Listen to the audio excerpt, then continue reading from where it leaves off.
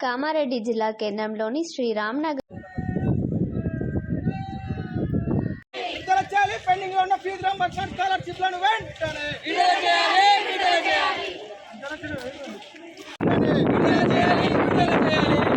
Pending లో ఉన్న fee reimbursement స్కాలర్‌షిప్లను వెంటనే విడుదల చేయాలి.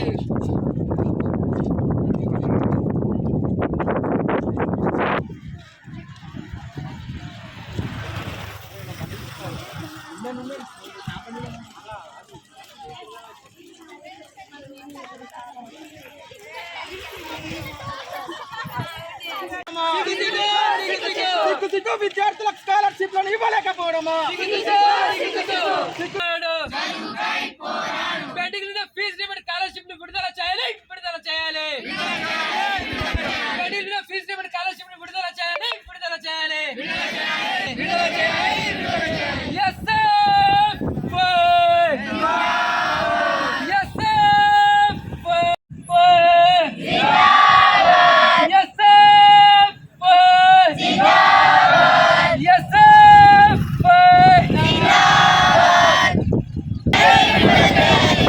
పెండింగ్ లో ఉన్న ఫీజు రీయింబర్స్‌మెంట్ స్కాలర్షిప్లను వెంటనే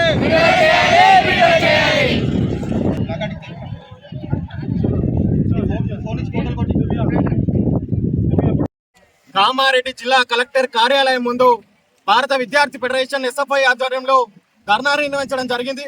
ఎందుకోసం అంటే తెలంగాణ రాష్ట్ర వ్యాప్తంగా ఉన్నటువంటి విద్యార్థులు ఎవరైతే ఉన్నారో విద్యార్థులందరూ కూడా 8,000 కోట్లకు పైగా ఫీజు రీయింబర్స్‌మెంట్ స్కాలర్షిప్లు పెండింగ్ లో పెట్టింది గవర్నమెంట్. గత బీఆర్ఎస్ ప్రభుత్వం పూర్తిగా విద్యార్థులను విస్మరించి 3 సంవత్సరాల నుంచి స్కాలర్షిప్లు ఫీజు రీయింబర్స్‌మెంట్ ఇవ్వలేదు. కానీ కొత్తగా వచ్చినటువంటి కాంగ్రెస్ ప్రభుత్వం అయినా 7 నెలల నుంచి స్కాలర్షిప్లు ఫీజు రీయింబర్స్‌మెంట్ పెండింగ్ లో పెట్టింది. బట్టి విక్రమార్క గారు అసెంబ్లీ సమావేశాల్లో ప్రకటించారు ఖచ్చితంగా విద్యార్థులకు ఫీజు రీయింబర్స్‌మెంట్ స్కాలర్షిప్లు ఇస్తామని. కానీ ఇప్పటి వరకు ఎందుకు ఇవ్వలేదు స్కాలర్షిప్ ఫీజు రీయింబర్స్‌మెంట్? స్కాలర్షిప్లు ఫీజు రీయింబర్స్‌మెంట్ వెంటనే విడుదల చేయాల్సిందే. విడుదల చేయకపోతే ఈ కలెక్టర్ కార్యాలయం ముందు పెట్టిన ధర్నాతో ఆగం. ఖచ్చితంగా అసెంబ్లీని ముట్టడించి తీర్థం SFI ఆధ్వర్యంలో అని చెప్పేసి ఈ సందర్భంగా హెచ్చరిస్తా ఉన్నాం.